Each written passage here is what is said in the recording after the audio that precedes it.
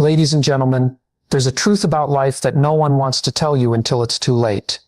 It's a lesson learned through hardship, through betrayal, through watching people you once trusted dismantle the very foundation of your dignity. And here it is as you get older, no matter how free you are, no matter how nostalgic you feel, there are certain doors you should never knock on. Why? Because the past has claws. Because human nature, for all its beauty, is also deeply flawed. Because the wrong environments can unravel years of your hard work, self-respect, and personal growth in an instant.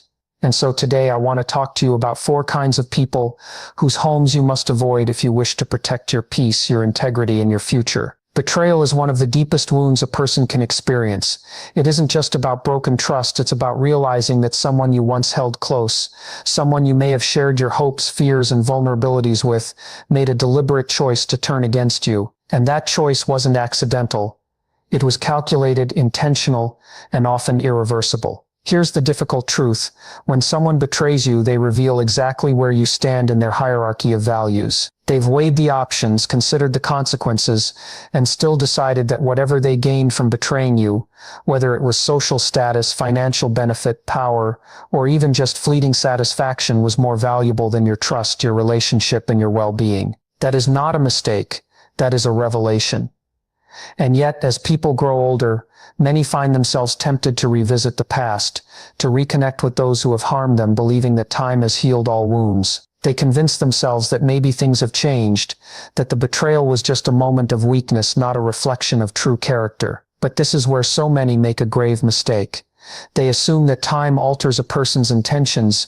It does not. Time only reveals. If a person has betrayed you once, it means that at some fundamental level, they were willing to disregard you when it mattered most. And that kind of disregard does not simply vanish with the passing years. The moment you step back into the life of someone who has betrayed you, you send them an unspoken message. What they did had no lasting consequence, that despite their willingness to hurt you, you are still willing to re-enter their world. And what does that do? It gives them permission to do it again. It shows them that their actions carried no real cost. People who betray others are rarely driven by guilt or regret. They are driven by opportunity. If they sense that the door is still open, that the past has been erased without accountability, they will see no reason to act any differently than before. And here's the truly painful part. Sometimes the people who betray us are the ones we least expect. A friend you considered family, a relative you trusted with everything, a partner you believed would stand by you forever. When betrayal comes from those closest to you, it doesn't just hurt, it changes you. It shakes your very understanding of what it means to be safe, to be valued, to be loved. And if you are not careful, it can plant a seed of doubt in your mind about yourself, about your judgment, about whether you can ever fully trust again. That is why it is crucial, absolutely crucial, that you do not revisit the places where your trust was shattered. When someone betrays you, they have already made their choice. It is not your responsibility to rewrite their decision, to pretend it never happened, or to give them another chance to do it again. Your responsibility is to yourself, to your dignity, your self-respect, and your future. It can be difficult to accept this. The human mind craves closure. We want to believe that things can be repaired, that people can change,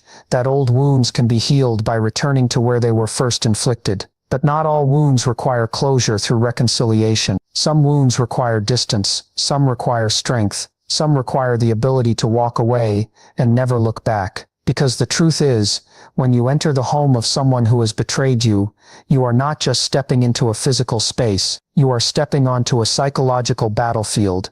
One where your past pain, your self-doubt, and their past actions all collide. And in that moment, if you are not careful, you might find yourself rationalizing, making excuses, minimizing what happened, convincing yourself that maybe it wasn't as bad as you remember. But it was. It was exactly as bad as you remember. And if you allow yourself to forget that, if you allow nostalgia or misplaced forgiveness to lead you back into that environment, you risk reopening wounds that should have been left to heal. True strength is not in revisiting the past. It is in knowing which doors should remain closed. If someone has betrayed you once, you owe it to yourself never to give them the chance to do it again.